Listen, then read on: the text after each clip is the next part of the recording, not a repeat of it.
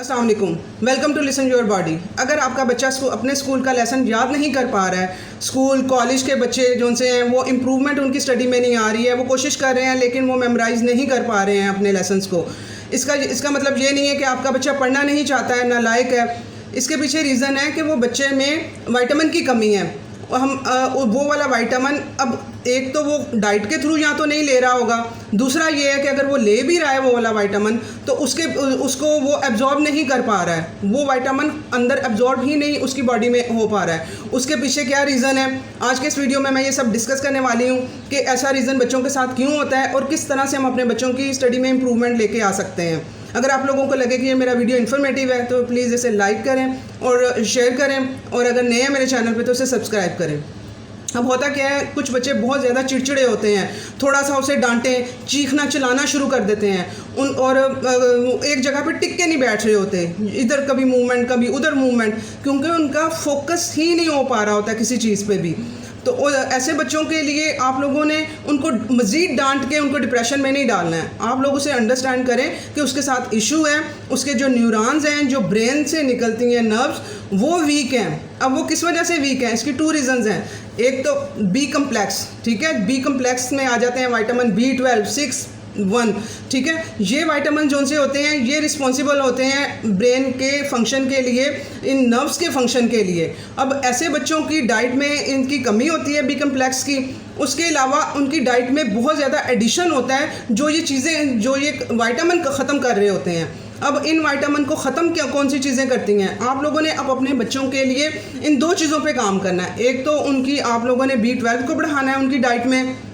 Improvement لے کے آنی ہے، اور دوسرا آپ لوگوں نے ان کی ڈائٹ سے وہ چیزیں ختم کرنی ہیں جن کی وجہ سے B12 ایبزارب نہیں ہو پا رہا ہے ان کی باڈی کے اندر اور ان کو یہ ایشو آ رہے ہیں۔ اب B12 جو ہے آپ لوگوں نے سپلیمنٹ نہیں دینے بیٹھ جانا اپنے بچوں کو، اس کے لیے آپ لوگوں نے کیا کرنا ہے کہ اب ان کی ڈائٹ کے تھرو، لوگ بڑے فخر سے کہہ رہے ہوتے ہیں ہمارا بچہ تو جو مٹن اور یہ بیف وغیرہ نہیں کھاتا ہے، وہ تو بس چکن کھاتا ہے، برائلر کھاتا ہے وہ، جبکہ یہ B12 جو ہے یہ گوشت میں پایا جاتا ہے، مٹن میں، بیف میں، ان لیور میں جو ہے بیف کا لیور ہے، سب سے زیادہ B12 لیور کے بیف کے لیور میں ہوتا ہے۔ آپ لوگوں نے ویک میں 1 ٹائم جو بیف کا لیور ہے وہ لازمی پکانا ہے، بچوں کو عادت ڈالنی ہے، اور وہ یہ جو ہے باڈی میں ایبزارب نہیں ہوتا ہے، یعنی کہ باڈی میں جا کے کہیں ڈپوزٹ نہیں ہوتا ہے B12، اس نے آپ ڈیلی ریکوائرمنٹ اس کی ہوتی ہے، وہ ساتھ ساتھ پوری ہوتی رہتی ہے۔ تو اور یہ پانی میں، یعنی کہ اس کو ایبزارب کرانے کے لیے فیٹ کی ضرورت نہیں ہوتی ہے، اس کو پانی کے اندر ہی اس نے ایبزارب ہونا ہوتا ہے، جو ایکسٹرا ہوئے گا وہ یورین کے تھرو نکل جاتا ہے۔ تو آپ لوگوں نے ڈیلی ایڈیشن کرنا ہے اپنے بچوں کی ڈائٹ میں B12 کا،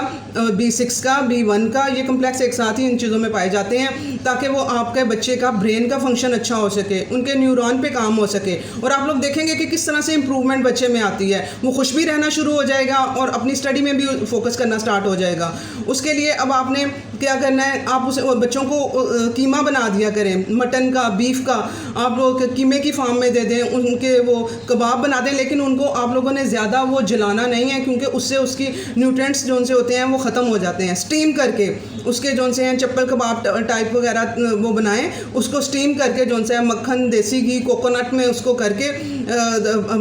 توے کے اوپر ڈھکن دے کے اسٹیم کر کے انہیں پکا کے دیں۔